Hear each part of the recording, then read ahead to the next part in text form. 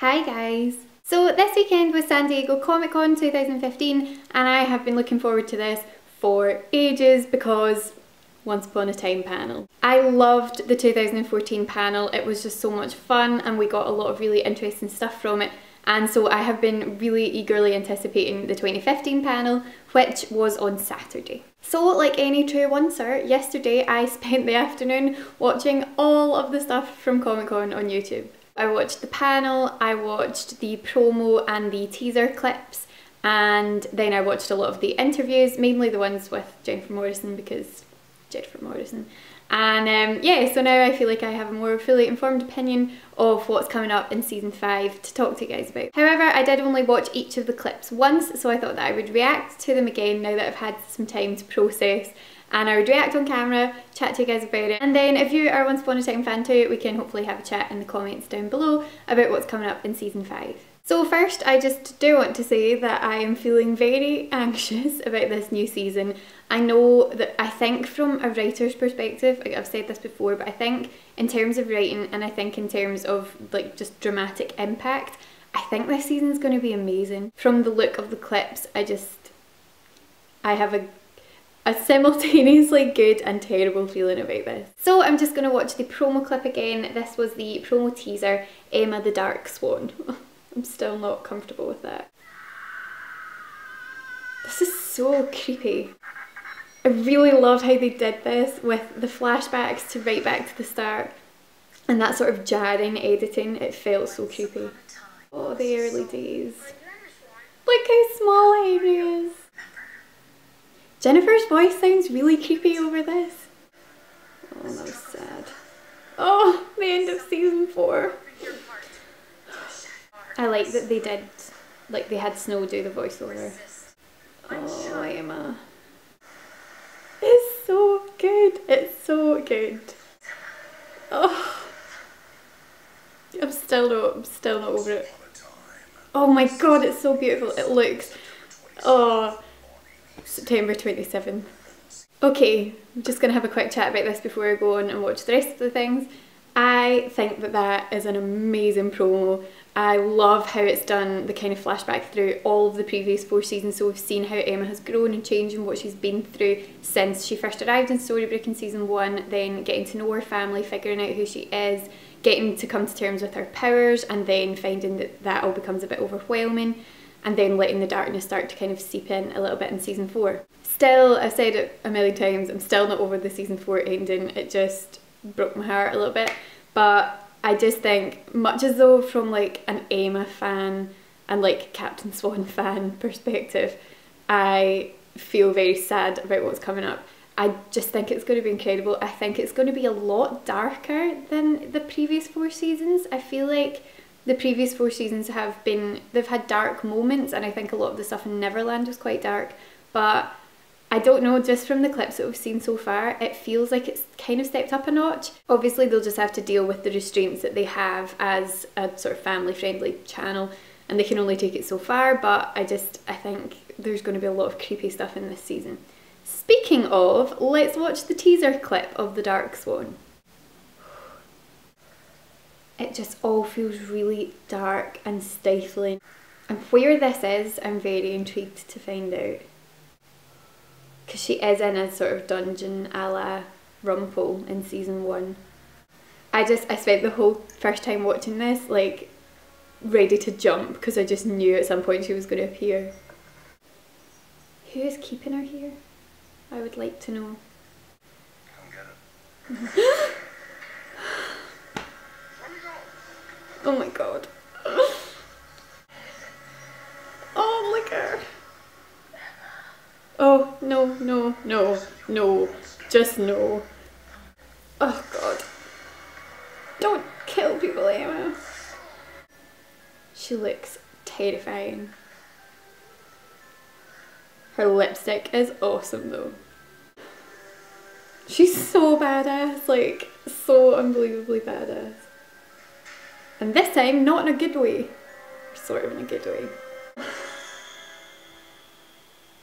That is terrifying. Jennifer Morrison looks amazing. Like, she looks incredible She looks horrifying. I'm not 100% sold on the whited out eyebrows, but otherwise I think she looks amazing. The costume looks fantastic, and she did say on the panel that there are a lot, or maybe it was in one of the interviews, that there are quite a lot of different costumes that she's going to be enjoying wearing this season, so I do look forward to seeing them. Moving on to the panel was great. I really enjoyed it. I always just love seeing these guys together because they are the cast that I would most like to join. Like, when I sit and watch them, I'm just like, you guys are such good friends and you're always having such a good time together, and you just really feel the kind of chemistry that they all have together off screen as well as on. BuzzFeed did a really fun article recently that was something along the lines of 21 times or 20 something times that Once Upon a Time redefined our squad goals, and it was just all these like photos of the cast together, and it was really cute, so I'll put a link to that in the description box below. But yeah, I really enjoyed the panel. This year we had Adam and Eddie,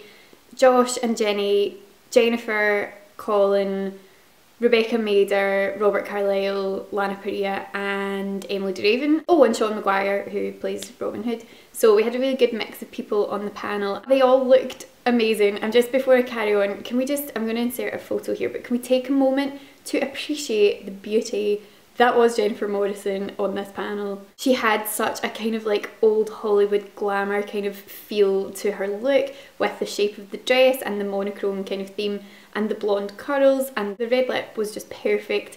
Everything about this look just made me so incredibly happy, and so loved that. Thought she looked incredible. Colin looked suave and sophisticated and lovely as always. Robert Carlyle, loved the hat. Lana Parrilla's dress was beautiful. Jenny's hair, what? I loved her hair. I thought it was awesome. So yeah, really enjoyed visually what they all looked like. They all looked great. The one thing that I will say about the panel this year is that I don't feel that we got maybe quite as much detailed information on what's coming up as we've had in previous years. I do see why they're doing that, because I think that this is a season that's going to be full of surprises and quite a lot of shocks, because obviously we're dealing with a character who we have known and loved for 4 seasons as a hero being properly tailored to the darkness. It's going to be quite different, and I do understand that for that reason they didn't want to give a massive amount of stuff away. So Yvette Nicole Brown was the moderator, as I think she was last year, and she's just great. She is obviously so enthusiastic about the show. She loves it so much. I actually watched later on yesterday, it was the Nerd HQ section of Comic Con, and they had Jennifer and Colin and Josh on as sort of surprise guests. And at one point Colin said something, he answered a question, and Jennifer was like, oh, Colin just stole my answer, and he'd kind of said like, oh, look how in sync we are, and she'd laughed and been like, oh yeah, we're so connected. And Yvette was on that panel as well, and she was down at the other end of the couch, and she was like, yeah, you are, like, I totally ship it.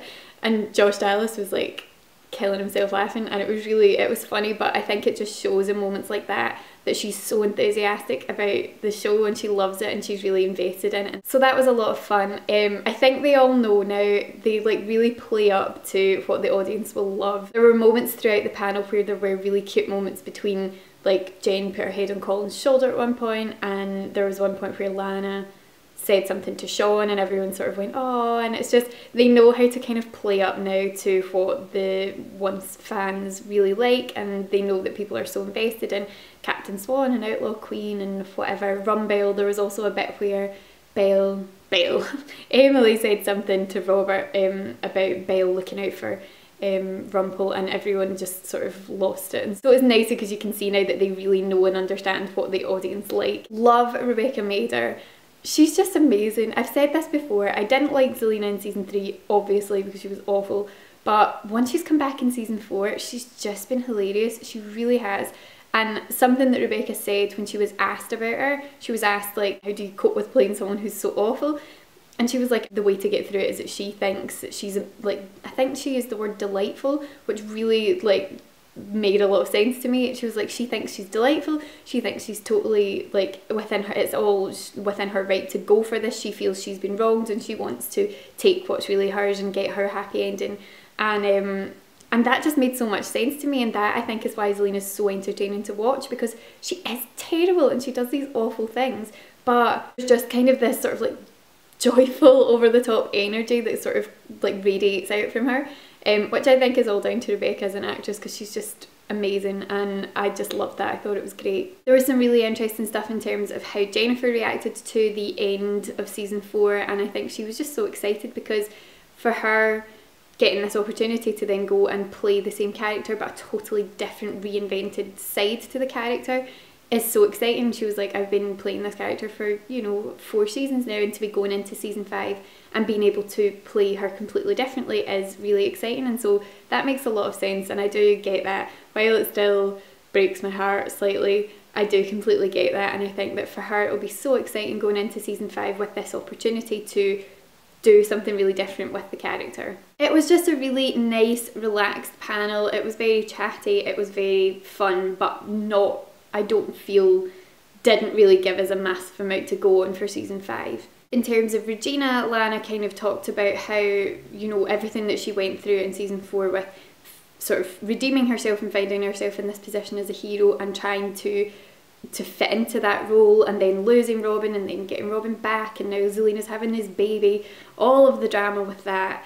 I think the very important thing for Regina in the next season is going to be to try and hold on to that and figure out her place as a heroic character, and with Zelina it's just going to be a case of trying to handle what comes next with her and her baby. For Hook, I think it's going to be interesting because what came up quite a lot, and I think is to be expected, is that how is Hook / Kellyanne going to cope with his girlfriend being on the dark side, because obviously he's struggled so much through the past few seasons to really get back to that good place that he was. He was a good person, he was a heroic sort of character before everything happened with Rumpel in the past, and then he became a villain, and now he's found his way back to the hero side, and now his beloved girlfriend, who he's madly in love with, has become the Dark One, who he has spent 300 years hating and trying to kill and get revenge on. It's a complicated situation. So you just really hope that he's able to hold on to the good side of him and the heroic side of him to help save Emma and not be tempted by the darkness, because obviously what Once Upon a Time is all about, and that was something that got discussed a lot on the panel, was it is about the sort of darkness and light in everybody, and that no one's completely good and no one's completely evil, and everyone has these sort of shades of grey. And so Emma does have that darkness within her. It's something that everyone has somewhere, but obviously in this case it's just been really brought to the surface, and you just hope that there's not a part of him who's so frightened of losing her that he reverts back to his dark ways to just be like, okay, well, whatever it takes to be with her. You know, you just kind of hope that he's able. I have faith in him. I have faith that he'll be fine. But I think that's going to be very interesting to watch unfold. And finally, I really liked the second sneak peek clip, which featured Merida from Brave. I'm very excited about this. I think it's going to be interesting. So let's have a little look at this. Like, I loved the music, loved the costume. Everything about this was just lovely. But it felt a lot more like the old style Once Upon a Time, rather than this new super dark stuff. I think she's going to be a really good addition. Yeah, I'm loving that. I think that's going to be good. So I am very excited for the addition of Merida. I am going to make an admission here. I've never watched Brave, which I know is a shocking thing to say when not only am I a huge Disney fan, but also I'm Scottish. You would have thought that I would have watched it by now. But for whatever reason, I just have still not got around to watching it. So it's ridiculous the effect Once Upon a Time has on me, because the minute I watched this I was like, right, I'm going to watch Brave this week so that I'm all set for when season 5 starts. It doesn't start till the end of September, but it's nice to be prepared. But yeah, I think that's really all that I have to say on this. I could sit and talk about this all day. As I say, I spent like a ludicrous amount of time yesterday watching the panel and then watching various interviews with the cast and whatever, and so I just think it's going to be great. I'm so excited for season 5. I initially wasn't.